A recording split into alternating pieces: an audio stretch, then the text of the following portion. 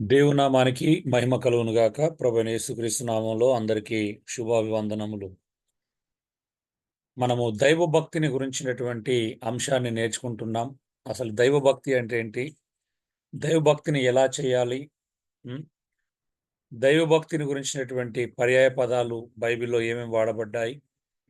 అసలు దైవభక్తి యొక్క మర్మం ఏంటిదో కూడా చూశాం నిన్నటి దినం వరకు. మరి దైవభక్తి యొక్క మర్మం మిస్టరీ అనేది, గాడ్లీనెస్ యొక్క మిస్టరీ అనేది శరీరధారి అయినటువంటి క్రీస్తు అని చూడడం జరిగింది.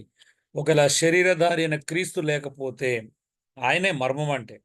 భక్తి యొక్క మర్మమే ఆయన క్రీస్తు అని చూశాం. ఆయన లేకపోతే ఏ భక్తి లేదు. మనము లేము. మన భక్తికి అర్థం ఉండదు.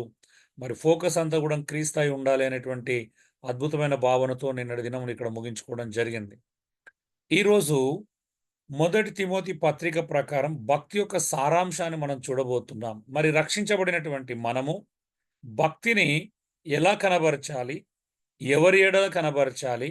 ఎక్కడ కనబరచాలి? అనేటువంటి అనేక అంశాలతో కూడినటువంటి విషయాన్ని మనం సారాంశాన్ని తిమోతి పత్రికలో చూస్తాం వాస్తవానికి. మొదటి తిమోతి పత్రిక మనకు ప్రతి పత్రికలో ఒక ప్రత్యేకత ఉంటదండి. అది మీరు గ్రహిస్తూ ఉండాల.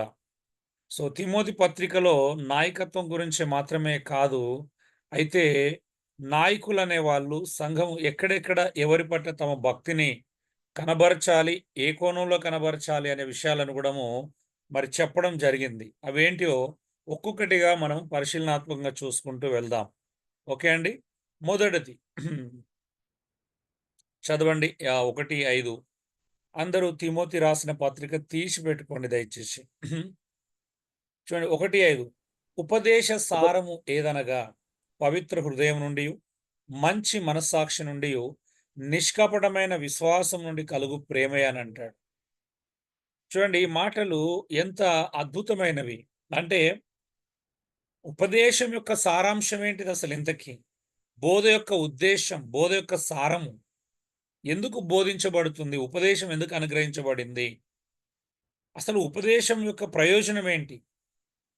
ఉపదేశం దేనికోసం చేస్తున్నాం? అనేటువంటి ప్రశ్నలు వేసుకున్నప్పుడు దాని యొక్క భావము ఇక్కడ తిమోతిలో పౌలు చాలా క్రిస్టల్ క్లియర్‌గా రాస్తున్నాడు. అదేంటిదంట? అది పవిత్ర హృదయము నుండి, మంచి మనస్సాక్షి నుండి, నిష్కపటమైన విశ్వాసం నుండి కలుగు ప్రేమయే. మీరు ఈ మాటలు గమనించండి.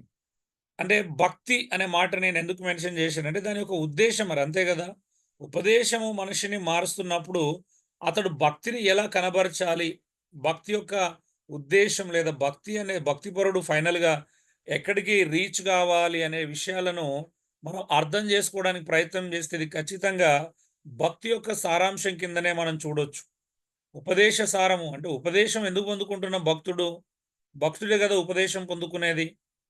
మరి భక్తి చేస్తున్నటువంటి మనము దాని యొక్క సారాంశాన్ని ఎలా చూపించగలుగుతాము అనంటే ఇక్కడ 3 విషయాలు పౌలు చాలా స్పష్టంగా వివరించాడు. ఒకటి పవిత్ర హృదయం నుండి కలిగేటువంటి ప్రేమనంట. మరి ప్రేమ నిజంగా మన పవిత్ర హృదయం నుండే చూపిస్తున్నామా? మన ప్రేమ నిజంగా వాస్తవమైనదేనా? యథార్థమైనదేనా? అంటే మన ప్రేమలో ఎలాంటి మోసము లేనటువంటిదేనా ఆలోచించాలా. నెక్స్ట్ మంచి మనస్సాక్షి అంట. నిజంగా మన ప్రేమ మనం ప్రేమిస్తున్నప్పుడు ఎదుటి వ్యక్తి దగ్గరికెళ్తున్నప్పుడు మన మనస్సాక్షి మన గురించి మంచి సాక్ష్యం ఇస్తుందా? అంటే నేను ఎలాంటి నా ప్రేమ యథార్థమైనదే.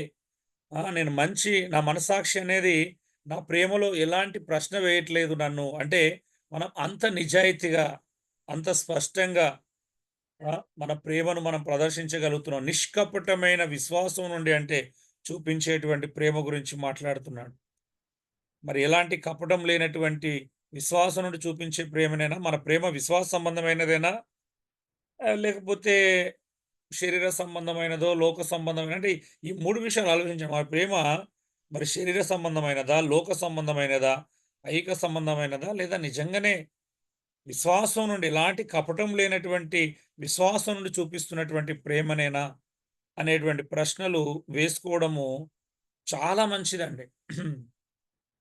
మీరక్కడ గూడా ఆ మాటలో కూడా భక్తి అనే పదం ఉంటది చూడండి మీరు. అంటే భక్తి యొక్క భావం లేదా భక్తి యొక్క సారాంశము, భక్తి యొక్క ఉద్దేశము, మరి నేను వింటున్నాను, రోజు నేర్చుకుంటున్నాను వాక్యము. దాని యొక్క ఔట్‌కమ్ ఏం రావాలి? బయటికేం రావాలా? ఇతరులకేం చూపించాలా నేను?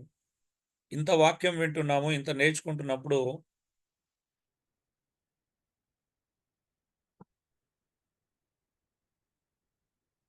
ఆలోచించండి ఒకసారి.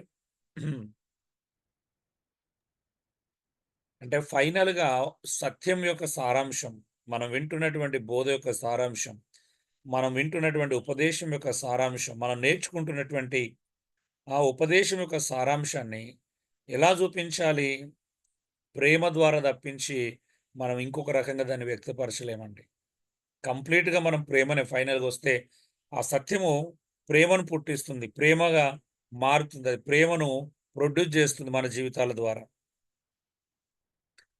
మరి చెప్పండి, ప్రేమను కనబరచడం కంటే గొప్ప భక్తి ఏమైనా ఉంటదా అండి చెప్పండి? మనుషుల పట్ల గాని, దేవుని పట్ల గాని మనం ప్రేమను కనబరచడం కంటే గొప్ప భక్తి ఉంటుందా? లేదు. ప్రేమే ప్రాముఖ్యం అన్నా. లేదు. ఉండదు. ప్రధానమైనది.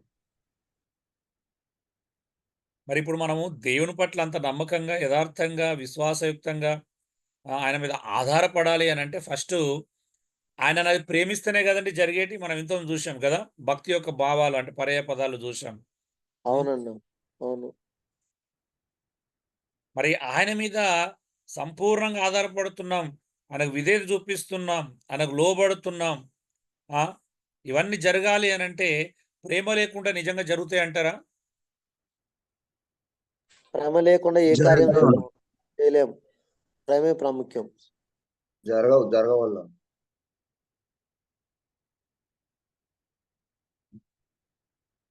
అంటే ఒక వ్యక్తి దేవుణ్ణి ప్రేమిస్తున్నాడు, సత్యాన్ని ప్రేమిస్తున్నాడు అనే దానికి ఉదాహరణ ఏందంటే విధేయతనే. దానికి లోబడమే గదా!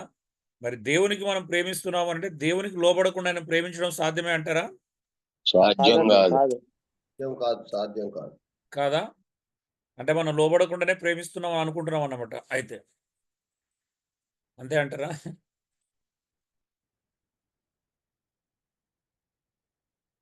చూడండి ఇందులో రెండో అధ్యాయం 1, 2 వచనాలు. మంచిగా చూద్దాం. మనం సంపూర్ణ భక్తి అంట చూడండి.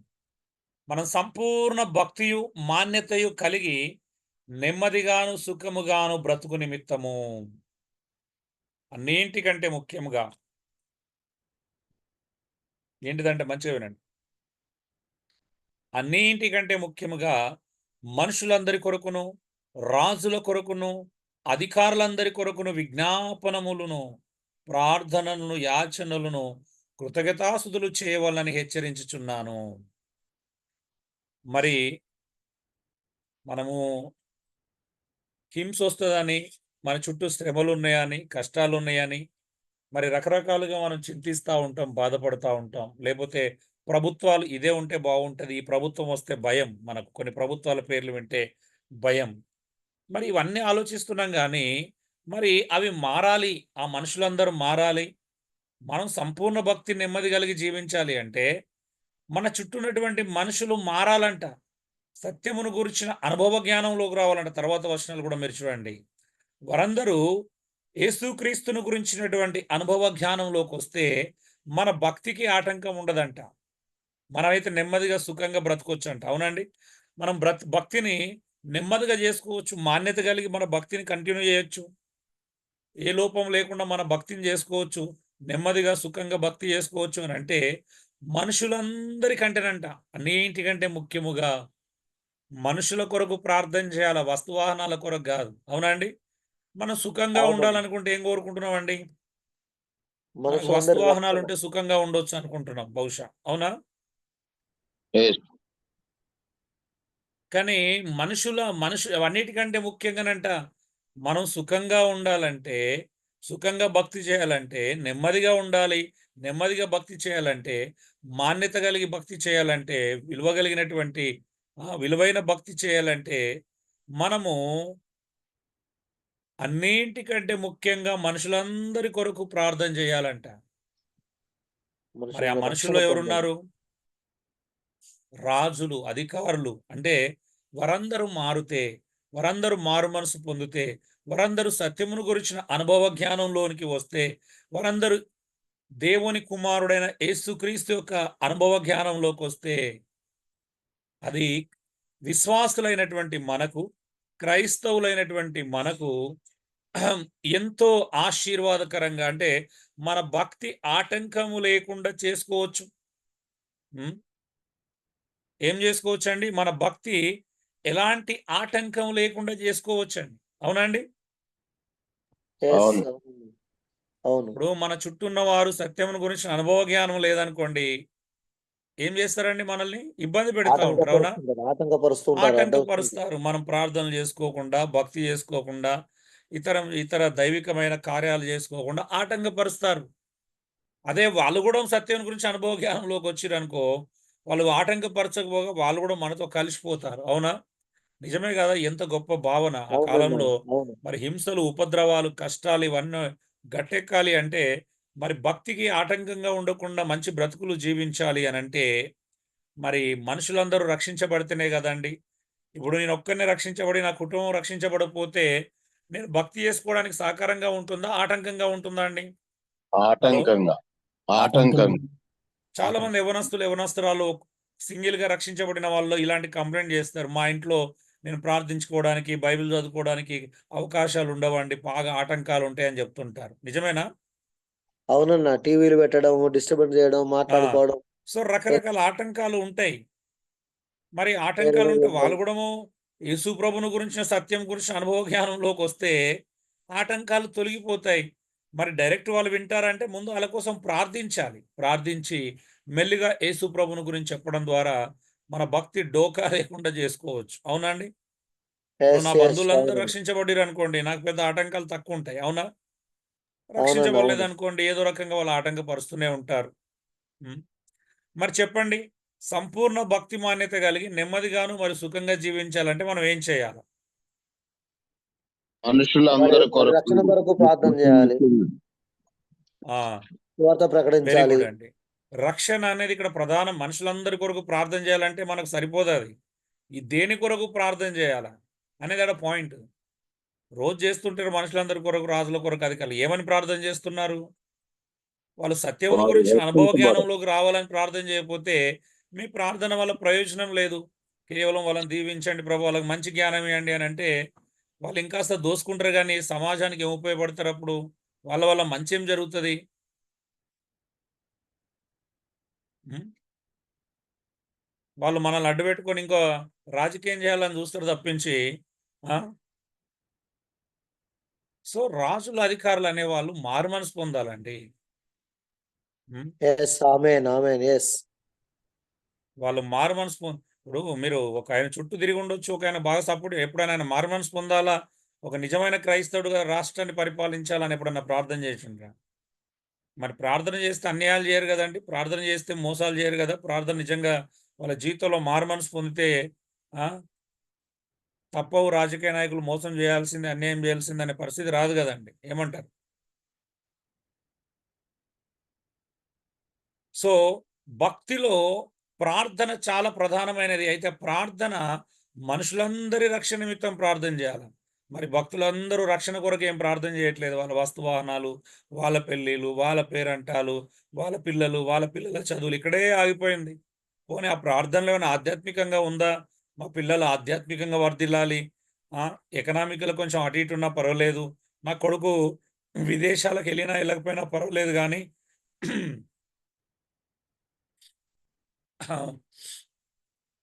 మంచి భక్తుడైతే చాలు అని ఎంతమంది ప్రార్థన చేస్తారండి నిజంగా చెప్పండి?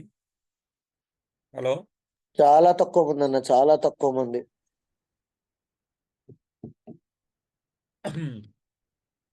మా ఇంటికొచ్చే కోడలు, నాకొచ్చే భార్య ఏం తీసుకురాకపోయినా పర్వాలేదు గానీ, మంచి భక్తి పరురాలై ఉండాలి అని ఆశించే తల్లిదండ్రులు, కొడుకులు, పిల్లలు ఎంతమంది ఉండరు చెప్పండి నిజంగా?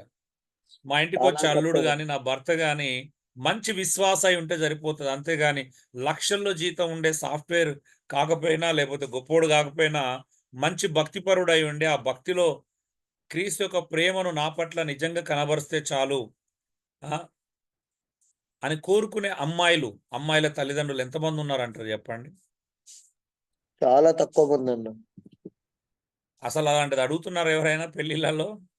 మంచి భక్తి ఉద్యోగం పర్రాలు ఉందా, కావాలి, మంచి వ్యాపారం భక్తిపరుడు ఉందా? కావాలా? ఉం?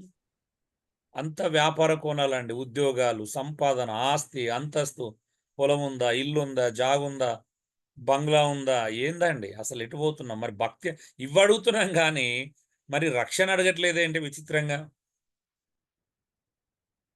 అయిపోయిందండి. మనుషులు ఎప్పుడో భయంకరమైన స్వార్థపూరితమైన వ్యక్తులుగా అయిపోయారు. అందుకే పెళ్ళిళ్ళు కూడా నిలవట్లేదు. అవునండి? నేటి క్రైస్తవ వివాహాలు నిలబడుతున్నాయి, కూల్చబడుతున్నాయి? మీరే చెప్పండి. చాలా వివాదాలకు ఆస్పదం అవుతున్నాయి అన్న. వివాదాలకు. ఉద్యోగాల కారణంగా భార్య భర్తలు వేరుగా ఉండడం, భర్త ఒక దగ్గర, భార్య కదా. అసలు కాపురాలు, సంసారము, కుటుంబం అనే వ్యవస్థ ఉంటుందా, పోతుందా అండి? ఈ ఆర్థిక వ్యవస్థలను బట్టి చాలా ఒడిదుడుకులు అయిపోతున్నాయి.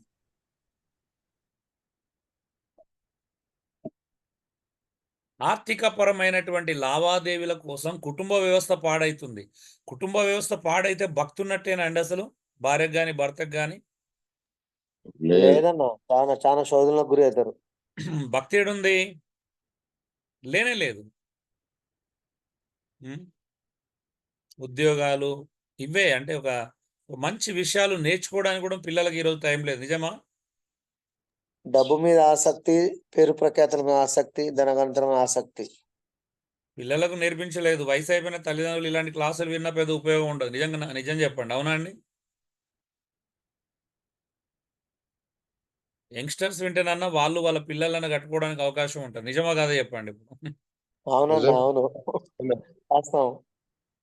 మన పిల్లల్ని మనం ప్రోత్సహించట్లేదు అని అంటే మనం ఏ స్థితిలో ఉన్నామో ఆలోచించాలి. చూడండి, మరొక ప్రాముఖ్యమైనటువంటి అంశం, దైవ భక్తి గలవారమని చెప్పుకోను స్త్రీలకు తగినట్లుగా సత్క్రియల చేత తమ్మును తాము అలంకరించుకొనవలెను. చూడండి, ఎవరైనా మేము భక్తి గల స్త్రీలు అని ఎవరైనా అనుకుంటే, మేము దైవభక్తి కలిగినటువంటి స్త్రీలము అని ఎవరైనా చెప్పుకున్నట్లయితే వాళ్ళు ఎలా ఉండాలంట?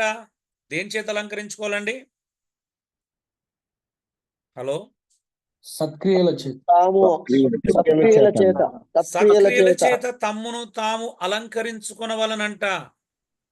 మరి నేను భక్తి పరులను అని ఎవరైనా చెప్పుకుంటే వాళ్ళ గురించి మాట్లాడుతున్నాం, అందరి గురించి కాదు. ఇక్కడ టాపిక్ ఏంటి అని అంటే 9వ వచనంలో ఇలా రక్షణ కొరకంట పురుషులు సంశయం లేని వారై తమ పవిత్రమైనటువంటి చేతులెత్తి ప్రార్థన చేయవాలని పౌలు ముగించాడు అక్కడ. అంటే సంఘంలో ఇతరుల సందర్భాలు వచ్చినప్పుడు మనుషులందరి రక్షణ కొరకు క్లియర్గా మెన్షన్ చేశాడు. పురుషుల సంశయములు లేని వారై తమ పవిత్రమైన చేతులెత్తి ప్రార్థన చేయవలెను. మరి అక్కడ ముగించి 10వ వచనంలో స్త్రీల ప్రస్తావన తీసుకొచ్చాడు. అవునా అండి? 10వ వచనంలో స్త్రీ ప్రస్తావన, ఇది మనం గమనించాల. అంటే స్త్రీలు ఎవరైనా మేము భక్తిపరులం అని చెప్పుకుంటే, మేము దేవుడు అంటే మాకు ఇష్టం, మేము దైవభక్తిని చేస్తున్నామని అనుకున్నట్లయితే, అలా ఎవరన్నా భావించినట్లయితే, అలా ఎవరన్నా చెప్పుకుంటున్నట్లయితే వారి జీవితంలో ఏం కనిపించాలంట?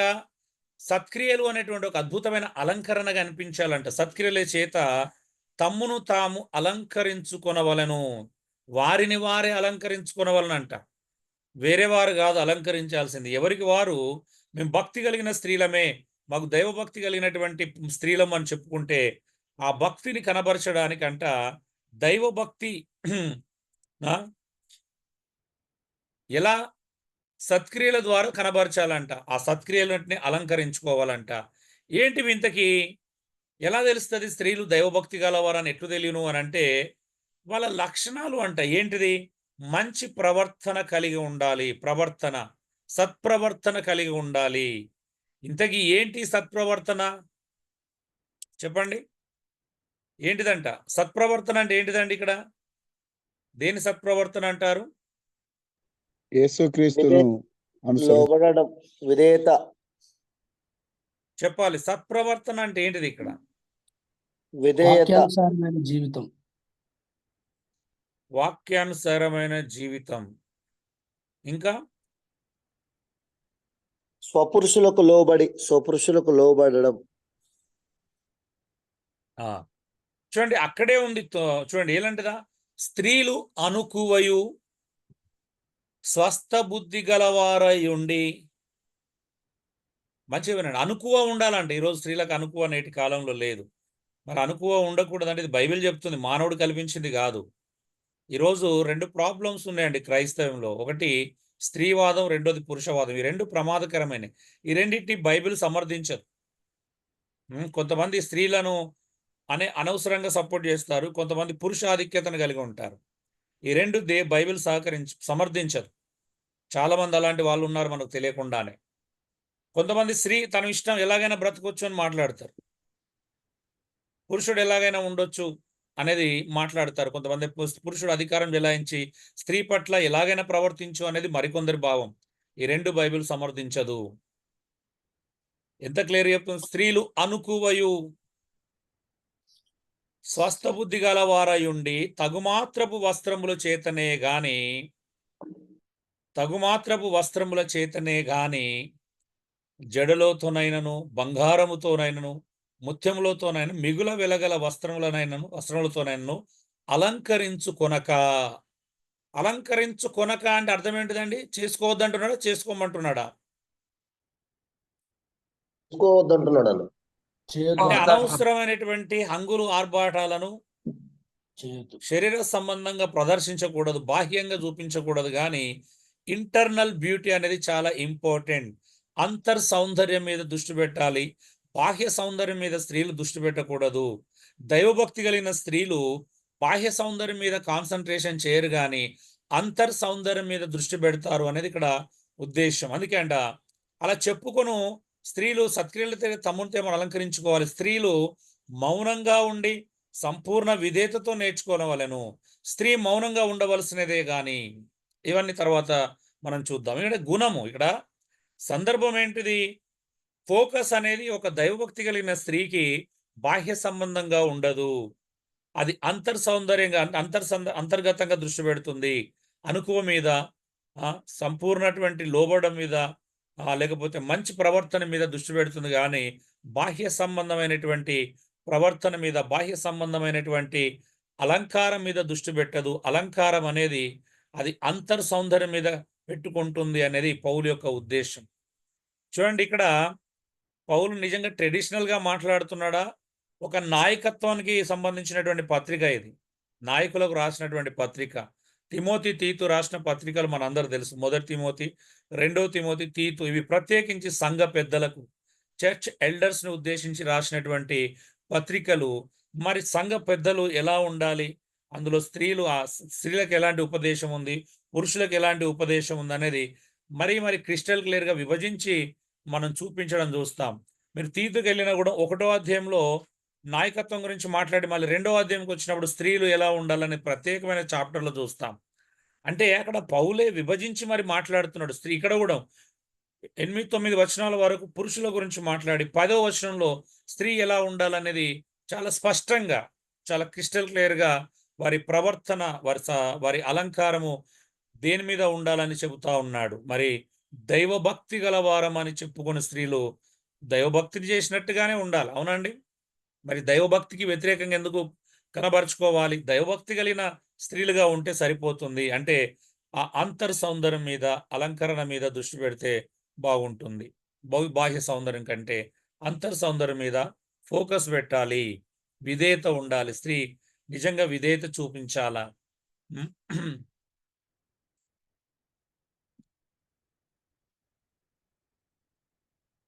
ఓకే. 3వది అందులోనే చూడండి, ఒక్కొక్క అధ్యాయంలో దైవభక్తిని గురించిన మాటలు చూస్తున్నాం. 3:16 ఏమన్నాడు? ఇంతకుముందు నేర్చుకున్నాం. నిరాక్షేపముగా దైవభక్తిని గురించిన మర్మము గొప్పదై ఉన్నది. ఆయన సశరీరుడుగా ప్రత్యక్షుడయ్యను, ఆత్మ విషయమున నీతిపరుడని తీర్పునందెను, దేవదూతలకు కనబడెను, రక్షకుడని జనములలో ప్రకటింపబడెను, లోకమందు నమ్మబడెను, ఆరోహణుడై తేజోమయుడయ్యాడు. చూడండి, దైవభక్తి గురించిన మర్మాన్ని పౌలు చెప్తున్నాడు. ఇది చాలా మందికి అర్థం కావట్లా. దైవభక్తి యొక్క మర్మం, భక్తి యొక్క రహస్యము మరి శరీరధారి అయిన క్రీస్తు అని పౌలు ఇంత ముక్కుసూటిగా చాలా క్రిస్టల్ క్లియర్ గా చెబుతున్నప్పటికీ ఈ స్త్రీ పురుషులకి ఇది అర్థం కావట్లా, సంఘానికి అర్థం కావట్లేదు. అంటే ఆయన మీద తప్పించి అన్నిటి మీద ఫోకస్ పెడుతున్నారు.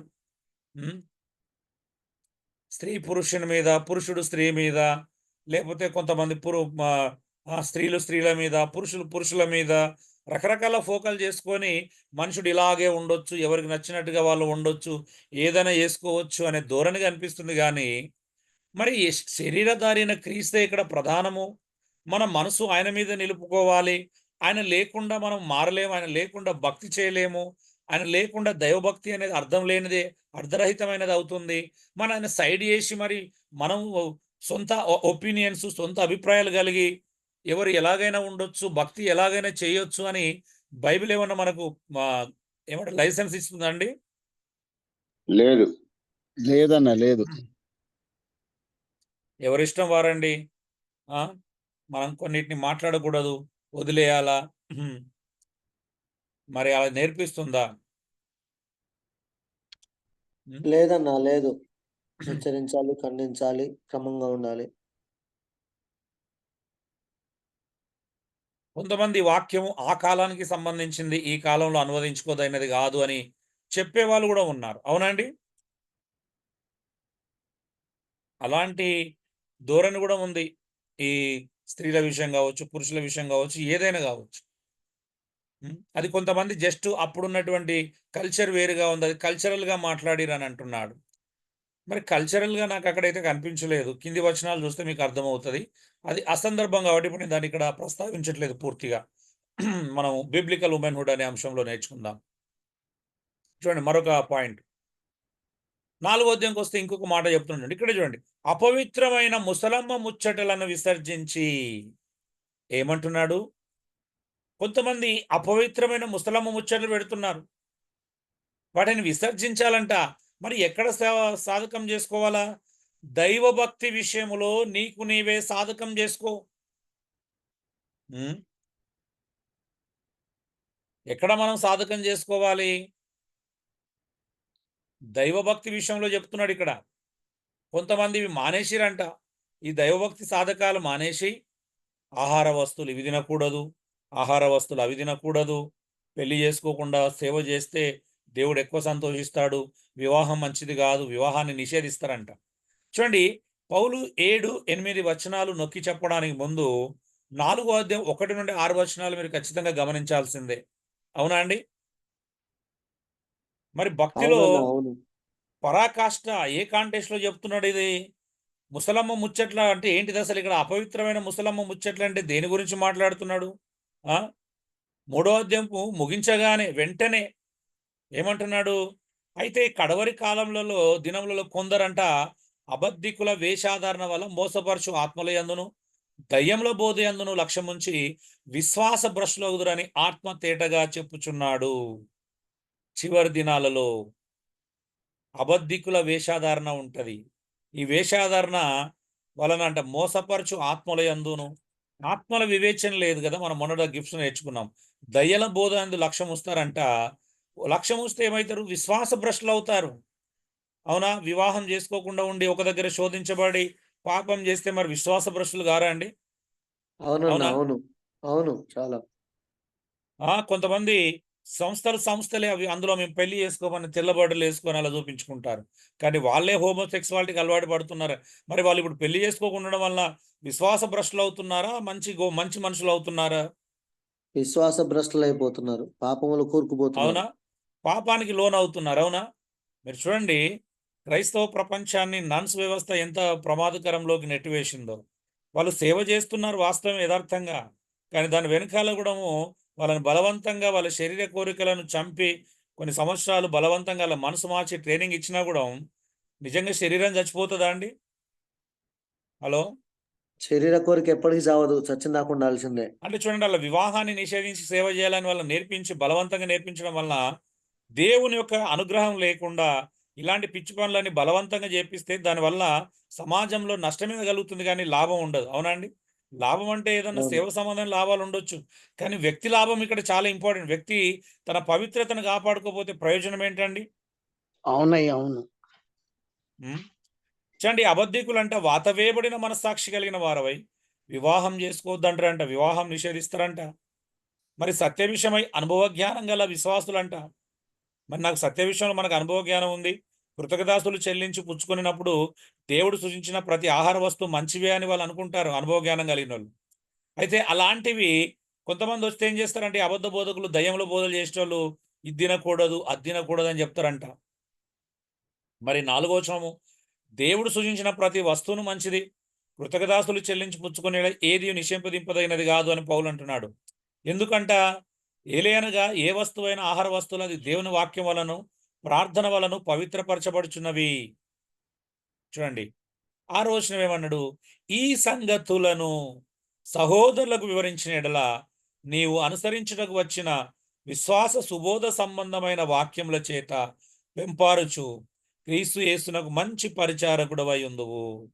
చూడండి, సంఘాల్లో కొంతమంది ఈ అనవసరమైన అపవిత్రమైన ముసలమ్మ ముచ్చట్లు స్టార్ట్ చేశారు. ఇంతకీ ఏంటి ముసలమ్మ ముచ్చట్లు? పెళ్లి చేసుకోకూడదు, ఆహార వస్తువులు అన్నిటిని తినకూడదు, కొన్నిటిని మాత్రమే తినాలి. ఏదోని తోటలో కేవలము వెజిటేరియన్ మాత్రమే ఉంది, నాన్ వెజిటేరియన్ లేదు. కాబట్టి నాన్ వెజిటేరియన్ అంటే పాపము. ఏమంటారు? అది అని బ్రహ్మపరుస్తారు ముసలమ్మ ముచ్చట్లు అవన్నీ. ఇవన్నీ ముసలమ్మ ముచ్చట్లు అంటారా? నేను అవునయ్యా. అనట్లేదండి. అవునన్నా అవును. మేము వ్యర్థమైన పెళ్లి ముచ్చట్లు. చేసుకోకుండా సేవ చేస్తున్నాం కాబట్టి గొప్పోళ్ళము కదా. మాలాగా పెళ్లి చేసుకోకుండా ఎవరైతే సేవ చేస్తారో వివాహం మంచిది కాదు అని చెప్పారు అనుకోండి. చూడండి ఏమంటున్నాడు, అందుకే శరీర సంబంధమైన సాధకం అంట కొంచెం మట్టుకే ప్రయోజనకరమును కానీ దైవభక్తి, చూడండి రెండోసారి రిపీట్, దైవభక్తి ఇప్పటి జీవం విషయంలోను రాబో జీవ విషయంలోను అది వాగ్దానంతో కూడినదైనందున అది అన్ని విషయములలో ప్రయోజనకరమై ఉన్నది. అది ప్రయోజనకరం అవుతుంది. 9వ వచనం, ఈ వాక్యము నమ్మదగినదియు పూర్ణాంగీకారమునకు యోగ్యమునై ఉన్నది.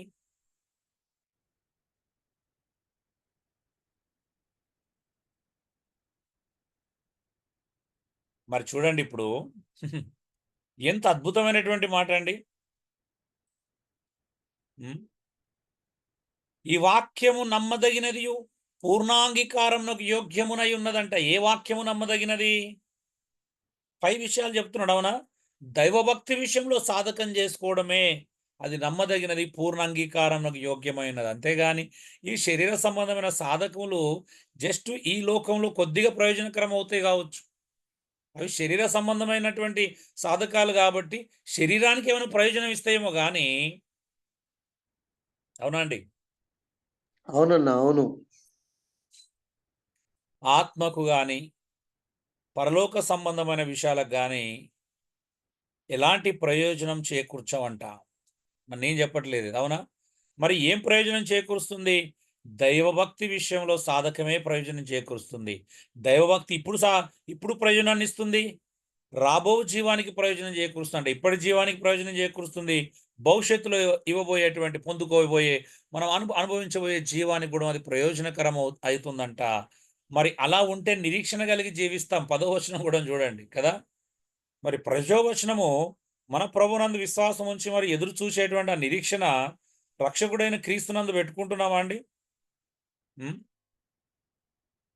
మనుషులందరికీ రక్షకుడును మరి విశేషంగా విశ్వాసాలకు రక్షకుడైన జీవం గల దేవుని అందు మనం నిరీక్షణ ఎంచి ఉన్నాము గనక ఇందు నిమిత్తం మేము ప్రయాసంతో పాడుపడుతున్నాం. అంతేగాని శరీర సంబంధమైన విషయాలు, అపవిత్రమైన ముసలమ్మ ముచ్చట్లు పెట్టి ప్రజలను యేసు ప్రభు కొరకు బ్రతకకుండా, రక్షణలో ఎదగకుండా, అంటే రక్షణ కొరకు అంటే యేసు ప్రభు అనుగ్రహించేటువంటి ఆ రక్షణ కొరకు కనిపెట్టకుండా ఉండేటువంటి ఇవన్నీ మంచివి కాదంటున్నాడు. అవునండి? మరి పౌలు అపోస్తులందరూ దేనికోసం పాటుపడుతున్నారు? వాళ్ళ ఫోకస్ అంతా కూడా పైనే ఉంది. అవునా అండి? అలా అని చెప్పేసి మరి వీటి ద్వారానే పవిత్రులు అవుతారా అండి? ఆహార నియమాల వలన ఒకడు పవిత్రుడు ఒకడు అపవిత్రుడు కాగలుగుతాడా? కాడు. మరి యేసు ప్రభు ఆరంభంలోనే తన శిష్యులకు నేర్పిస్తున్న కాలంలోనే ఒక అద్భుతమైన సవాలు విసిరాడు. అవునా? మనిషిని లోపలికి వెళ్ళి పవిత్రం అపవిత్రపరచదు కానీ బయట నుండి బయటికి వచ్చే మనిషి యొక్క లక్షణాలే కదా, హృదయం నుంచి బయటకు వచ్చి మనిషిని అపవిత్రపరుస్తాయి అని చెప్పిన తర్వాత కూడాము కొంతమంది క్రైస్తవులు ఇది తింటే నువ్వు అపవిత్రం అయిపోతావు అని చెప్తున్నారు. నిజమా కాదా చెప్పండి? హలో అండి, అవునన్నా అవును. మాట్లాడాలి.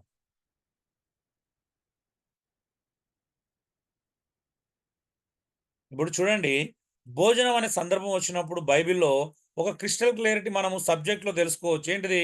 రోమపత్రిక 14వ అధ్యాయం ప్రకారమైన, కొరింథీ 8-10 అధ్యాయాల ప్రకారమైన పౌలు అక్కడ భోజనము అంటే భోజనం అనేది ఏ కోణంలో వాడుతున్నాడండి? అది సహోదరులకు అడ్డం కలగజేయకుండా జాగ్రత్త పడమన్నాడు తప్పించి, అది మీరు నా అపవిత్రపరుస్తానే కారణంలో ఎక్కడ చెప్పలేదు. అవునండి? అవునన్నా అవును. ఫలానా మనస్సాక్షిని భోజనం విత్తము. తింటే నువ్వు అపవిత్ర అవుతావు అని బైబిల్ ఎక్కడైనా బోధిస్తుందా అండి? లేదన్నా లేదు. లేదు లేదు. మరి ఎక్కడి నుండి వచ్చింది ఈ బోధ? ఇప్పుడు కొరంథీలో విగ్రహ సంబంధమైనటువంటి బలి అర్పించిన వాటి తినే విషయంలో కూడా పౌలు యొక్క ఆర్గ్యుమెంట్ ఏంటిది అక్కడ? బలహీనమైన సహోదరులకు ఆటంకం కలగజేయడం వల్ల పాపం అవుతుందని అన్నాడు, కానీ అది తినడం వల్ల పాపం అవుతుందని చెప్పాడండి? చెప్పలేదన్న. లేదన్నా. లేదు. అంటే మనం సహోదరులకు అడ్డం కలగకుండా చూసుకోవాలి. అందుకే రోమపత్రిక 14వ అధ్యాయం కూడా దేవుని భోజనం నిమిత్తం దేవుని పనిని పాడు చేయొద్దు. భోజనం అది మాంసం తింట కానీ ద్రాక్షరసం త్రాగుట కానీ సహోదరులకు అడ్డం కలగజేయకుండా ఉంటే మానివేయటం మంచిది అన్నాడు, కానీ అది పాపం అని మానివేయమన్నాడా? సహోదరులకు అడ్డంగా ఉండడం మంచిది కాదన్నాడా? సహోదరులకు అడ్డం కలగజేయకుండా ఉండడం అంటే ఆటంకం. అది వాటి వలన మనం అపవిత్రం అవ్వట్లేదు, కానీ సహోదరులకు మనం ఇబ్బంది కలిగించడం వలన అది మంచిది కాదు. వారిని కూడా మనం ఇబ్బంది పెట్టినట్టు అవుతుంది, వాళ్ళని పాపంలో పడేసినట్టు అవుతుంది. సో వారు అందరికీ ఆ విశ్వాసం లేదని కింద కూడా మాట్లాడతాడు రోమపత్రిక 14.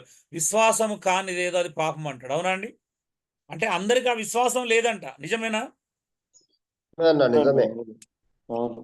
మరి అది విశ్వాసాన్ని బట్టి పాపం కాదని తెలియపరచబడుతుంది, కానీ అది ఖచ్చితంగా డైరెక్ట్గా ఇది పాపం అని బైబిల్ ఎక్కడన్నా చెప్తుందా అండి? భోజన పదార్థాల విషయంలో చెప్పట్లేదన్న.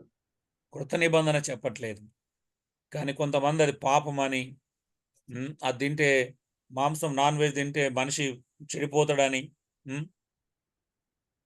ఒకని చెప్పాడండి, హత్యలు ఆత్మహత్యలు నాన్ వెజ్ తినటోళ్ళే చేస్తారని.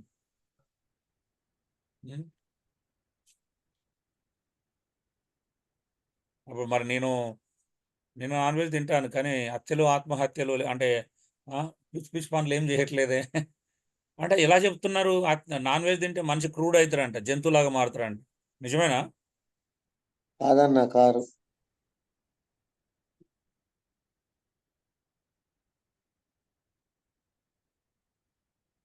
మరి ఏం చేస్తున్నాం చెప్పండి? దైవభక్తిని ఎలా సాధకం చేసుకోవాలండి?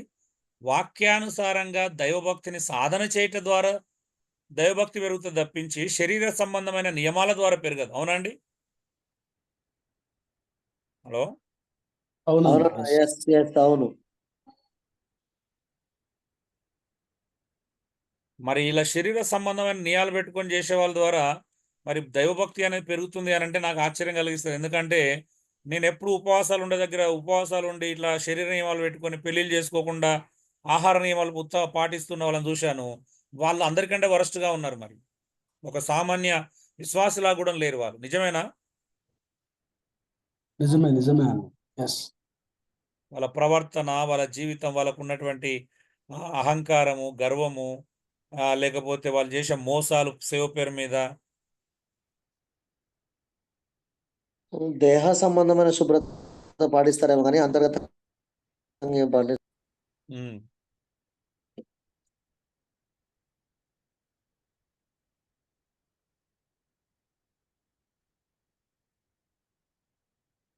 చూడండి, అంటే ఆలోచించండి ఇవన్నీ కూడా. దైవభక్తిని మనం వాక్యానుసారంగా సాధన చేస్తే కలుగుతుంది, అంతేగాని మనం అనుకున్నట్టుగా కలగదు. చూడండి, ఒక్కొక్క సందర్భాన్ని మనం వివరణాత్మకంగా చూసుకుంటూ వెళ్తున్నాం. 5:4లో చూడండి, మళ్ళీ 5వ అధ్యాయం. అయితే ఏ విధవరాలికైనను, మంచిగా వినండి, పిల్లలు కానీ మనవలు కానీ ఉండిన ఎడల వీరు మొదట తమ ఇంటి వారి ఎడల భక్తిని కనబరుచుటకును తమ తల్లిదండ్రులకు ప్రత్యుపకారము చేయుటకును మొదలు పెట్టాలంట. చూడండి, పౌలు భక్తిని విభిన్నమైన కోణాల్లో చెప్తున్నాడు. ఎవరెవరు ఇలా ఉండాలి? సంఘం ఎలా ఉండాలి, విశ్వాసులందరూ ఎలా ఉండాలి, పురుషులు ఎలా ఉండాలి, స్త్రీలు ఎలా ఉండాలి, అవునా? తినే విషయంలో ఇలాంటి సాధకం ఎక్కడ చేసుకోవాలి, ఏ విషయంలో సాధకం చేసుకోవాలి. ఉం? Yes. 1-2 పౌలు వచనాలు 5:1-2లో ఒక ప్రాముఖ్యమైన విషయాలు, అంటే సంఘంలో ఎవరిని ఎలా ట్రీట్ చేయాలని చెప్తున్నాడు. ఎవరి ఎడల మనం ఎలా ప్రవర్తించాలి, నాయకులు ఎవరిని ఎలా చూసుకోవాలి అనే విషయాలు చెప్తున్నాడు. ఏంటిదంట, మొదటిది, వృద్ధుని గద్దింపక తండ్రిగా భావించి అతని హెచ్చరించుము. ఒకవేళ సంఘంలో వృద్ధులుండి తప్పులు చేసినట్లయితే వాళ్ళని తండ్రిగా భావించాలంట, వాళ్ళని గద్దింపకుండా ఏం చేయాలా, హెచ్చరించాలంట. మరలా పనులు చేయకుండా ఉండడానికి వాళ్ళని హెచ్చరించాలి అని చెప్తున్నాడు.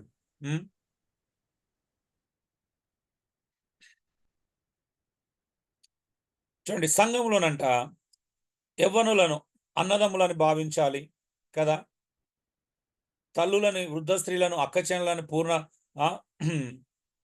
పూర్ణ పవిత్రతో వాళ్ళని చూడాలంటే, హెచ్చరించాలంటే. తప్పు చేస్తున్నటువంటి స్త్రీలు ఉంటారు, యవ్వన స్త్రీలు ఉంటారు, యవ్వన పురుషులు ఉంటారు, వృద్ధ స్త్రీలు ఉంటారు, వృద్ధ పురుషులు ఉంటారు. అందరి ఎడల ఒకే రకంగా ప్రవర్తించమని పౌలు చెప్పట్లేదు. ఎవరి ఎడల ఎలా ప్రవర్తించాలో చెప్తున్నాడు. యవ్వన స్త్రీలను అంట పూర్ణ పవిత్రతో చూడాలంట, అన్నదమ్ములుగా, అక్క చెల్లెలుగా భావించాలంట. అవునండి, సంఘంలో యవ్వనస్తులు ఉంటే యవ్వన స్త్రీ పురుషులను సొంత అన్నదమ్ములుగా, అక్క చెల్లెలుగా భావించాలంట. ఇవన్నీ చెప్పుకుంటూ వచ్చి 3వ వచనం, నిజముగా అనాథలైన విధవరాన్లను సన్మానించమంటున్నాడు. ఎవరిని సన్మానించాలా? నిజముగా అనాథలైన వారిని సన్మానించాలా. సన్మానించడం అంటే ఏంటిదండి? శాల్వా కప్పడమా? కాదన్న, వారి పరామర్శించడం, అవసరతలు అక్కడ తీర్చడం. సన్మానించడం అనేది ఏ కోణంలో వాడుతున్నాడు ఇక్కడ బైబిల్లో? వారి అవసరతలు అక్కర్లను తీర్చడం గురించే మాట్లాడుతున్నాడు. అవునా అండి? ప్రతి సందర్భంలో పౌలు ఇక్కడ సన్మానం అనే పదము ఏ కోణంలో వాడుతున్నాడు? బీదలను సన్మానించాలంటే, బీదలను సన్మానించడం ఎలా సన్మానిస్తాము? వారి అవసరతలు తీర్చడమే సన్మానం.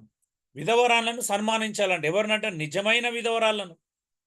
సంఘము ఎవరికి పడితే వాళ్ళకు సహాయం చేయకూడదని ఒక నియమాన్ని పౌలుడ పెట్టినట్టు అనిపిస్తుంది. ఎలాగా చూడండి, అయితే ఏ విధవరాలికైనాను పిల్లలు కానీ మనవలు కానీ ఉండిన ఎడల, ఈ పిల్లలు మనవలు ఏం చేయాలంట? మొదట తమ ఇంటి వారి ఎడల భక్తిని కనబరచాలంట, తమ తల్లిదండ్రులకు ప్రత్యుపకారం చేయటం నేర్చుకోవాలంట. అవునా అండి? ఇప్పుడు ఒక విధవరాలు ఉంది, ఆమెకు పిల్లలు ఉన్నారు, కొడుకులు కూతుళ్ళు ఉన్నారు, మనవలు మనవరాలు ఉన్నారు. అలాంటి భారం, అలాంటి వ్యక్తుల యొక్క భారం సంఘం తీసుకోవచ్చా అండి? హలో,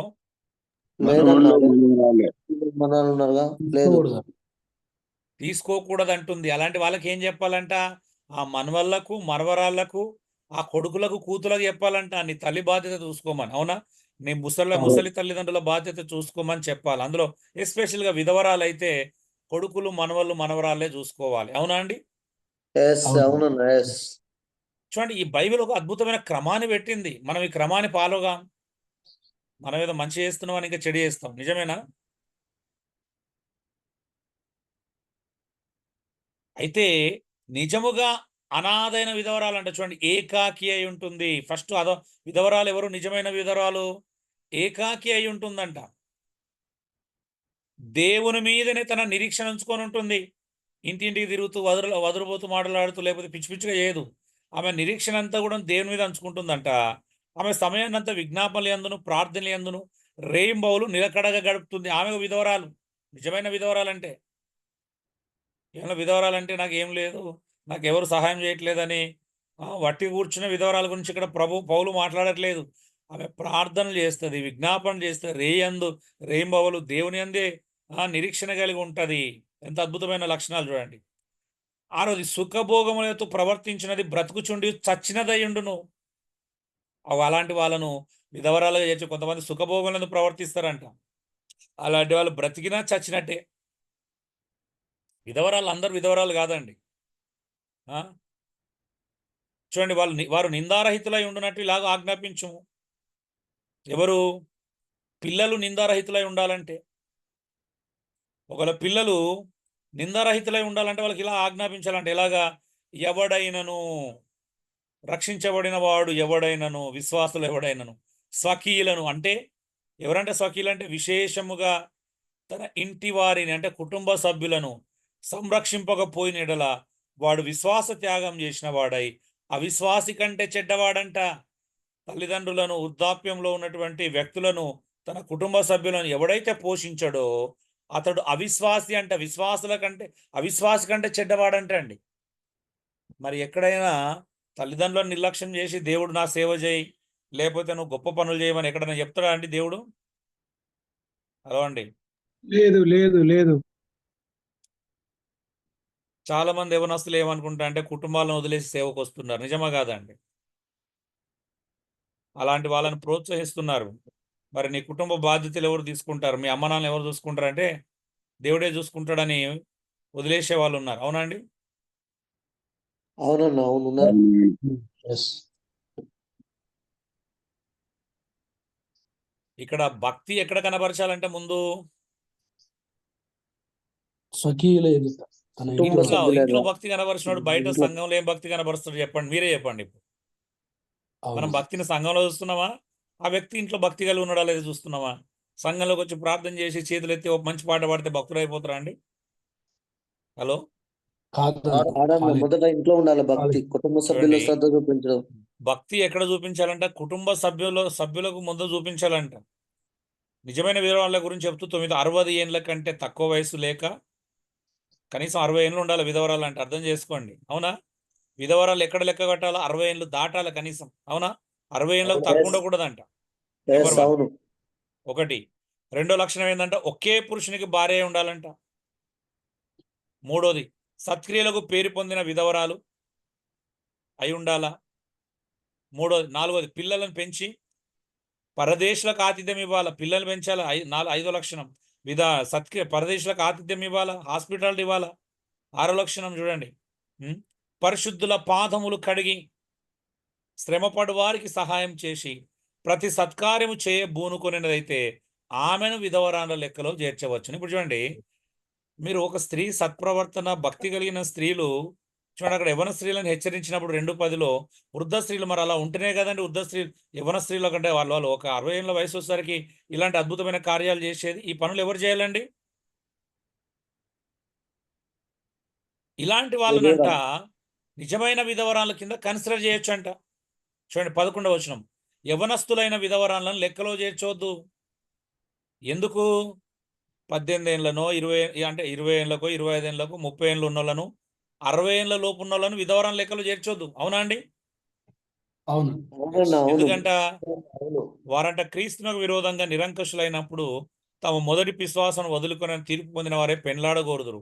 మరియు ఇలాంటి వారంట ఇంటింటా తిరుగులాడుచు బద్ధకురాని రౌటకును మాత్రమే గాక ఆడరాని మాటలాడుచు వదురుబోతులను పర్ల జోలికి పోవారు నౌటకు నేర్చుకొందురు. కాబట్టి యవన స్త్రీలు వివాహం చేసుకొని పిల్లలను కని, మంచిగా వినండి, గృహ పరిపాలన జరిగించుచు నిందించుటకు విరోధికి అవకాశం ఇవ్వకుండా వాళ్ళని కోరుచున్నాను. ఇంతకు ముందే కొందరు త్రోవ నుండి తొలగిపోయి సాతాను వెంబడించిన వారైరు. మరి ఈరోజు కొంతమంది స్త్రీ గురించి మాట్లాడుతున్నప్పుడు స్త్రీ ఇష్టానుసారంగా ప్రవర్తించు, ఏమైనా చేసుకోవచ్చు అని ఎక్స్ట్రీమ్ లెవెల్లో మాట్లాడే వాళ్ళు ఉన్నారు.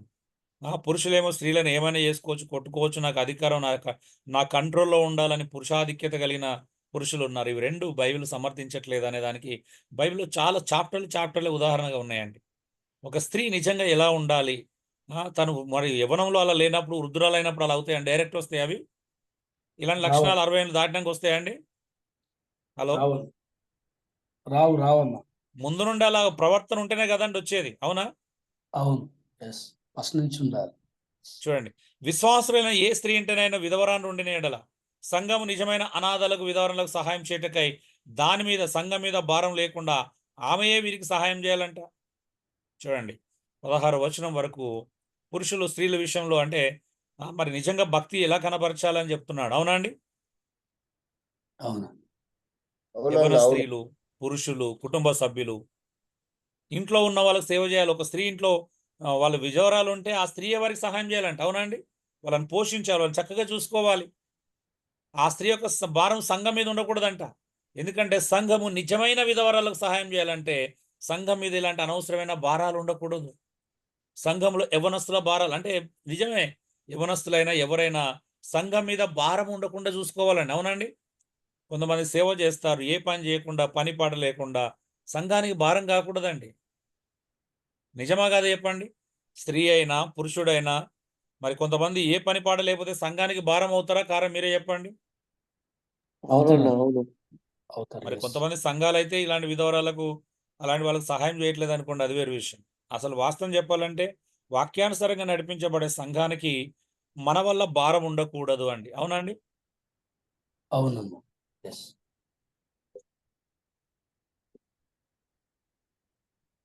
ఏ పని పాట లేకుండా తిరుగుతున్న వాళ్ళు మన ఇంట్లో పెట్టుకొని భోజనం పెడుతున్నాం అంటే అర్థం ఉంటుందా?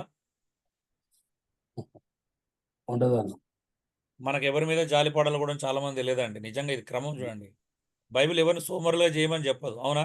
ప్రతి ఒక్కరు బాధ్యతాయుతంగా ప్రవర్తించాలని చెప్తుంది లేఖనం. అవునా? మరి భక్తి అవును. అనేది బాధ్యతతో కూడినది. అవునా? నేను నా కుటుంబ సభ్యుల పట్ల బాధ్యత కలిగి లేకపోతే నా భక్తికి అర్థం ఉంటుందా అండి? హలో? అవునన్నా ఉండదు. అవును, బాధ్యత ఉండాలి ఖచ్చితంగా నేను ఇంత ప్రతి అద్భుతంగా వ్యక్తికి. బోధించి ఇంట్లో నా భార్య పిల్లని, నా తల్లిదండ్రులను, ఇంట్లో వారిని నిర్లక్ష్యం చేసిన అనుకోండి, వారి ఎడల నా భక్తిని కనబరచకపోతే భక్తి అవుతుందా? మీరే చెప్పండి.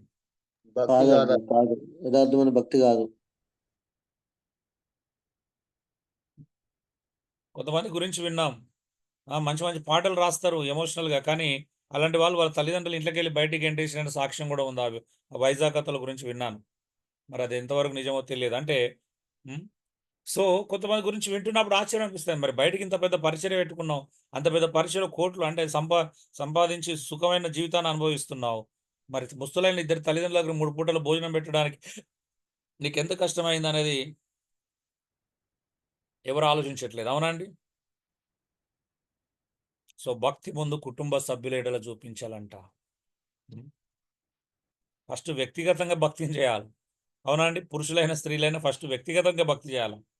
తర్వాత ఆ భక్తిని ఆచరించాలి, ఆచరణాత్మకంగా చేయాలి. రెండోది కుటుంబంలో చూపించాలి. ఎన్ని విషయాలండి? ఇదే 5వ అధ్యాయం 17వ వచనం నుంచి కూడా చూస్తే భక్తిని సారీ ఇంకా అది భక్తిని కుటుంబంలో ఎలా చూపించగలం చెప్పండి ఇప్పుడు. భక్తిని కుటుంబంలో ఎలా చూపించగలుగుతాము? విధవరాలను తల్లిదండ్రులను సన్మానించడం, పరామర్శించడం ద్వారా, కుటుంబ వారికి ఏ సభ్యులను లోటు లేకుండా సంరక్షించి పోషించుట ద్వారా, పోషించడం ద్వారా. స్వకీయులను విశేషంగా తన ఇంటి వారిని సంరక్షించాలి, వారి అవసరతలు అక్కలు తీర్చాలి. వారిని పోషించడం ద్వారానే నువ్వు భక్తిని కనబరిచినట్టు. నీ భార్య పిల్లల్ని సరిగా నువ్వు చూసుకోవట్లేదంటే నువ్వు సేవకుడు అని చెప్పుకోకపోవడం మంచిది, నువ్వు భక్తిపరుడు అని చెప్పుకోకపోవడం మంచిది, నువ్వు క్రైస్తవుడు అని చెప్పుకోకపోవడం మంచిది. నీ కుటుంబంలో వృద్ధ తల్లిదండ్రులు ఉంటే వారిని పరామర్శించకుండా, వారి అక్కలు తీర్చకుండా నువ్వు ఏదో చేస్తున్నావు అంటే అది నిజంగా అసహ్యమైనది, మంచిది కాదు అది. పౌలు అంటున్నాడు అలాంటి వారంట విశ్వాస త్యాగం చేసినట్టేనంట. ఇంకా విశ్వాసం ఉండదు అక్కడ, అవిశ్వాసి కంటే చెడ్డవాడంట. నిజమే కదా? ఎంత గొప్ప మాట అండి. నేను 2002-3లో ట్రైనింగ్కి వెళ్తున్నప్పుడు నా ఫ్రెండ్స్ ఇదే అడిగారండి. అరే ఒక ఫ్రెండ్ అడిగాడు, నీ దేవుడు అమ్మా నాన్నలను వదిలేసి సేవ చేయమని చెప్తాడారా అని అడిగాడు. నిజంగా వాడు అడిగినప్పుడు కోపం వచ్చింది, కానీ మనకు సేవ మీద ఉన్నటువంటి పిచ్చి వల్ల కోపం వచ్చింది, కానీ తర్వాత కూర్చొని ఆలోచించి లేఖనాలు చదివినప్పుడు వాడు అన్నది నిజమే అనిపించింది. నిజమేనా అండి? అవునన్నా హలో? వాస్తవం. Yes, అవునన్నా. మరి నిజం కదండి. మన మన దేవుడు ఎంత మంచివాడండి. దేవుడు మరి సమాజంలో ఆ దేవుడు సమాజంలో తల్లిదండ్రులను నిర్లక్ష్యం చేసి సేవ చేయమని చెప్తారా అండి? చెప్పడన్నా సమన్వయంగా చేయమంటాడు ఖచ్చితంగా, బాధ్యతగా. మరి ఆలోచించండి, కుటుంబ సభ్యులను సంరక్షించి పోషించడం ద్వారా ఉం?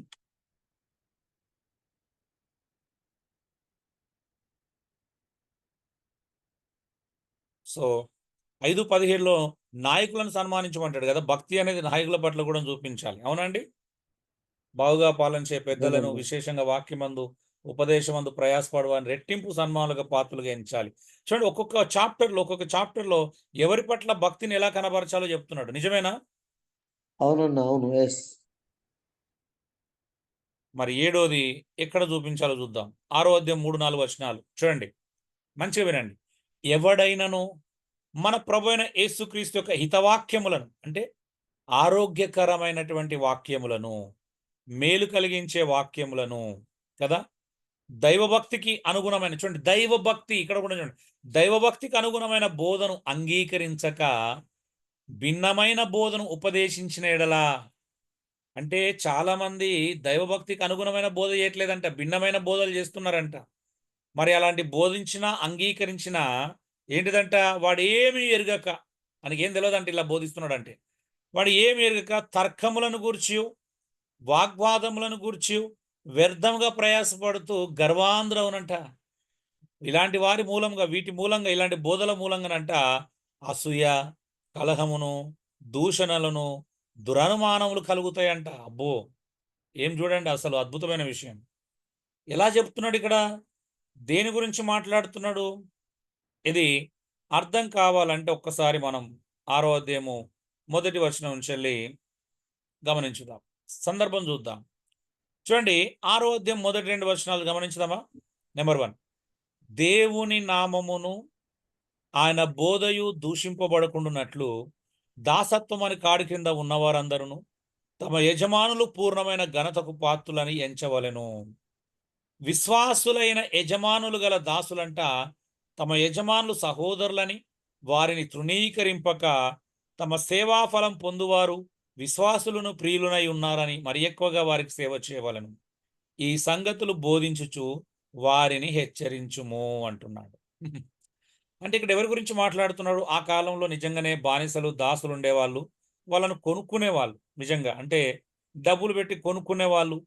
ఒకేలా దాసులంట, విశ్వాసులైన దాసులంట మరి దాసత్వం అనే కాడి క్రింద ఉన్నారు కాబట్టి ఎలా ప్రవర్తించాలి? కొంతమంది దాసులు ఏం చేస్తున్నారు అని అంటే, మేము ప్రభువుని నమ్ముకున్నాం కాబట్టి మాకు స్వేచ్ఛ లభించింది కాబట్టి, అంటే ఆధ్యాత్మికమైన స్వేచ్ఛను శరీర సంబంధమైనటువంటి స్వేచ్ఛ కింద కన్వర్ట్ చేసుకొని ఇష్టానుసారంగా ప్రవర్తించేటువంటి సందర్భాలు మనం కొత్త నిబంధన గ్రంథంలో చూస్తాం. కొన్ని సందర్భాలు మీరు 1 కొరింథీ 7వ అధ్యాయం చదివిన ఇతరాత్రలో. అంటే పౌలు ఎందుకు ఇది మాట్లాడుతున్నాడు అంటే, కొంతమంది యజమానులకు లోబడతలేరంట. మేము ఇక స్వేచ్ఛ వచ్చింది కదా, మేము రక్షించబడ్డాం కాబట్టి, మేము రక్షించబడ్డాం, ఆధ్యాత్మిక స్వేచ్ఛ వచ్చింది కాబట్టి మేము శరీర సంబంధమైన యజమానులకు ఎందుకు లోబడాలి, మేము దేవునికే లోబడతాం అన్నట్టుగా ప్రవర్తిస్తున్నారు. అందుకే ఏమన్నాడు, అలా ప్రవర్తిస్తే ఏమైందంటే అండి, దేవుని నామము దూషించబడుతుందంట, ఆయన బోధ కూడా దూషించబడుతుందంట. నిజమేనా? అవునన్నా, అవును. ఒకవేళ ఇంకేమంటున్నాడు, ఓ దాసులారా మీ యజమానులు ఒకవేళ విశ్వాసులైనట్లయితే ఏమన్నాడు, వారు సహోదరులుగా భావించాలి. ఇంకా వారిని అస్సలు తృణీకరింపకూడదు. ఎందుకంటే మీ సేవాఫలం పొందువారు ఎవరు? వాళ్ళు విశ్వాసులను ప్రియులైన ఉన్నారని మరి ఎక్కువగా వారికి సేవ చేయాలంట. ఒకవేళ దాసులకు విశ్వాసులైనటువంటి యజమానులు ఉంటే ఇంకెక్కువ సేవ చేయాలంట. ఎందుకంటే సేవా ఫలము ఎవరు పొందుతారు? ఎవరిస్తారంటే దేవుడే ఇస్తాడని మనం కొలసి పత్రిక, ఇంకా ఎఫెసీయుల పత్రికలో కూడా దాసులు ఎలా ఉండాలో చూస్తూ ఉంటాం. ఇలా బోధించాలంట దాసులు అనే వాళ్ళకి. ఇలా బోధించి వారిని హెచ్చరించాలా. మీరు దాసులైనంత మాత్రాన్ని ఇష్టానుసారంగా ప్రవర్తించడానికి లేదు. మీరు ఆధ్యాత్మిక స్వేచ్ఛను అనుభవించినంత పొందుకున్నంత మాత్రాన ఇష్టానుసారంగా మీరు దాసులుగా దాసత్వం కాడి కింద ఉన్నారు కనుక దాన్ని మీరమని చెప్పట్లేదు పౌలు. అవునా అండి? అవునన్నా. మీకు తెలుసు, ఫిలమోన్ చదివితే మీకు అర్థమవుతుంది. ఒనాసిమస్ అనేటువంటి ఒక వ్యక్తి పౌలు దగ్గరికి వచ్చాడు. పౌలు దగ్గర రక్షించబడిన తర్వాత అతని గురించిన వివరణలు తెలుసుకున్న తర్వాత, ఒనాసిమస్ ఎవరి దాసుడు అండి? వాస్తవానికి ఫిలమోన్ యొక్క దాసుడు. అవునా అండి? ఫిలమోను మంచి క్రైస్తవుడు కదా, మంచి వ్యక్తి. పౌలు ఫిలమోనుకు లేఖ రాస్తున్నాడు ఒనాసిమస్ గురించి. ఒనాసిమస్ మళ్ళీ నీ దగ్గరికి పంపిస్తున్నాను, న్యాయం అది. అవునా?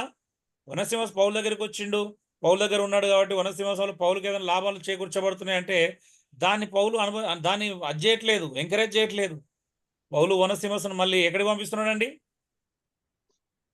ఎక్కడైతే దాసుడుగా ఉన్నాడో ఆ యజమానుడి దగ్గరికి, ఫిలోమోన్ దగ్గర పంపిస్తే ఏమన్నాడు, ఇప్పుడు ఇతడైతే రక్షించబడ్డాడు, నీ దగ్గర నుంచి తప్పించుకున్నాడు, మరి రక్షించబడ్డాడు లేదు అంటే, ఇప్పుడైతే రక్షించబడ్డాడు, ప్రయోజనకరమైన వ్యక్తిగా మారాడు. ఒకవేళ ఒనాసిమస్ వల్ల నీకేమైనా నష్టం కలిగితే అది నా లెక్కలో రాసుకోమంటున్నాడు అండి పౌలు. ఎంత అద్భుతమైనటువంటి సందేశం అండి. ఇక్కడ సెంటర్ పాయింట్. అందుకే భక్తులు ఎవరండి? క్రీస్తు ముఖ్యం అక్కడ. అవునా అండి?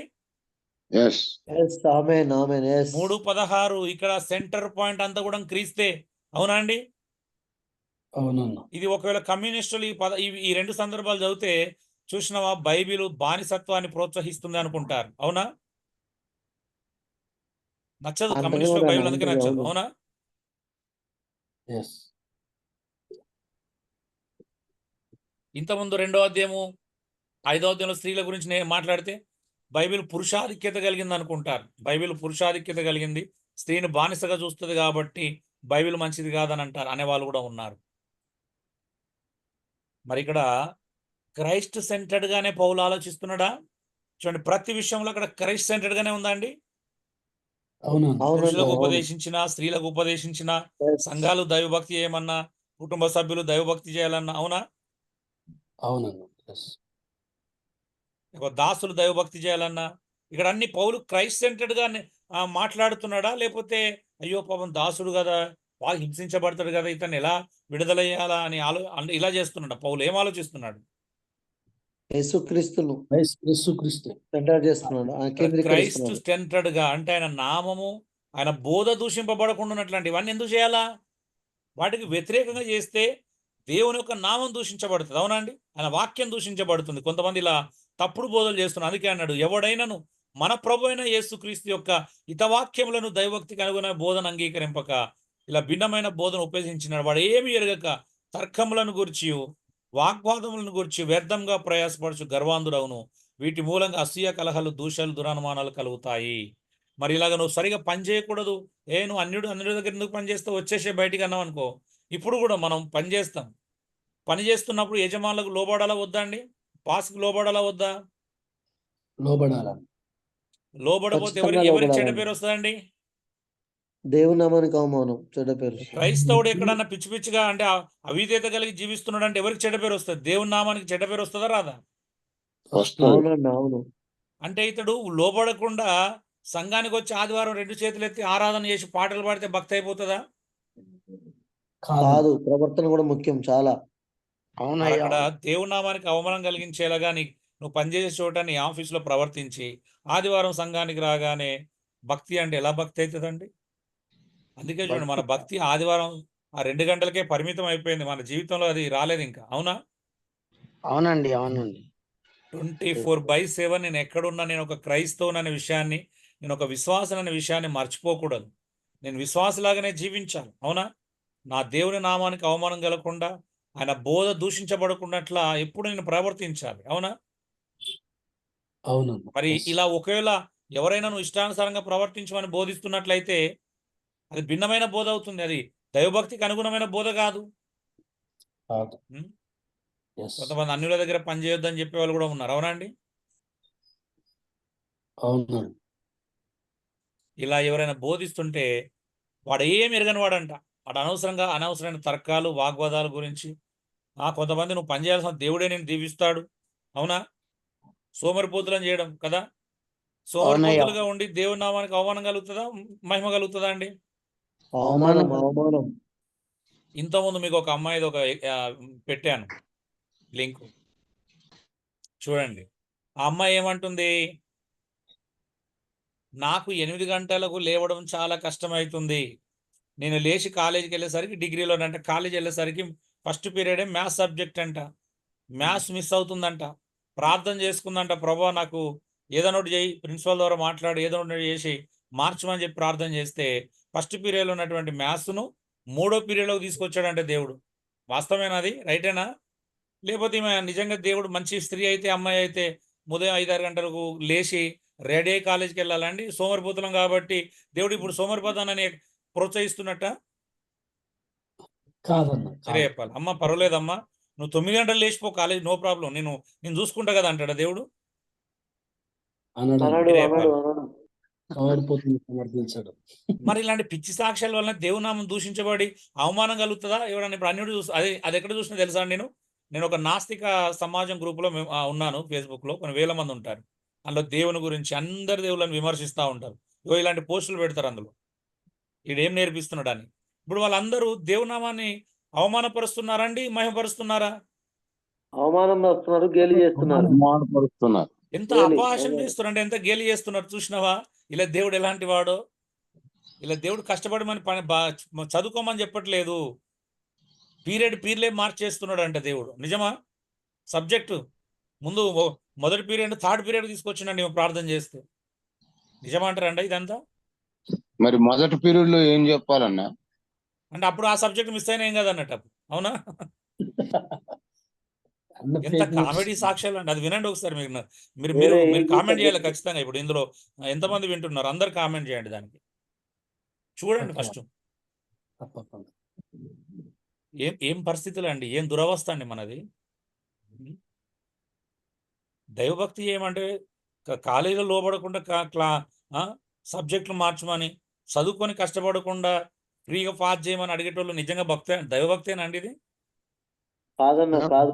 సోమర్థనం ఆ మధ్యలో ఒక ఆమె, నేను ఏం చదవలేదు, నాకు ఏం రాసినా గుర్తులేదు, దేవుడు నన్ను ఫస్ట్ క్లాస్ లో పాస్ చేశాడు, దేవునికి మహిమ కలుగును గాక అన్నారు టెస్ట్ మ్యాన్. మూఢత్వం, అది సోమర్థనం, దేవుడిని అవమానపరచడం. శ్యామ్ కిషోర్ దగ్గర ఒక వ్యక్తి సాక్ష్యం చెప్పాడు, ఒక స్త్రీ ఒక పురుషుడు ఇద్దరు చెప్పారు, ఒక అమ్మాయి అనుకుంటా. ఏమని చెప్పిస్తున్నాడు?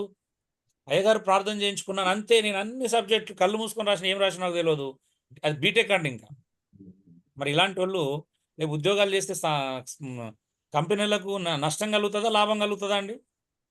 నష్టం, భారీ నష్టం. అట్లాంటి చదువు రాదుగా, పునాది దేవుడు లేదుగా. ఇలాంటి పనికి మాలను సోమరిపోతులను ప్రోత్సహిస్తాడు అన్నట్టు సాక్ష్యాలు చెప్పించడం ఎంత దరిద్రమైన విషయం అండి.